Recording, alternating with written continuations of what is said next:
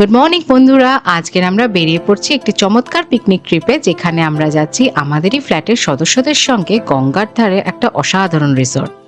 তিনটে গাড়ি নিয়ে সূর্যের রশ্মি গায়ে লাগিয়ে এবার আমরা এগিয়ে চলেছি ডায়মন্ড হারবার রোড ধরে জোকার দিকে। অনেক বাজারঘাট কাটিয়ে আর ভুল পথের মাসুল দিয়ে আমরা শেষে এসে পৌঁছালাম গঙ্গার ধারে আমাদের রিসর্ট নদী তীরে।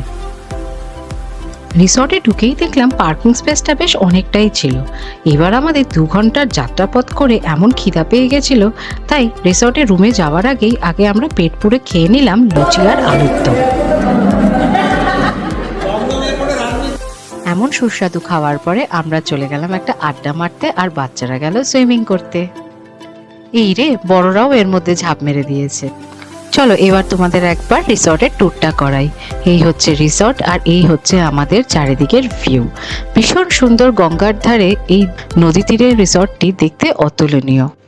আমরা রিফ্রেশ হব বলে এখানে একটা রুমও ভাড়া করে নিয়েছিলাম, আর সাথেই ছিল একটা সুন্দর দেখতে ছাদ।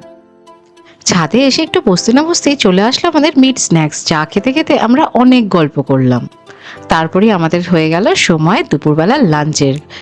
এখানেও আমরা পেট পুরে খেয়ে এইবার আমরা চললাম চারিদিকের একটু সাইট সিন করতে।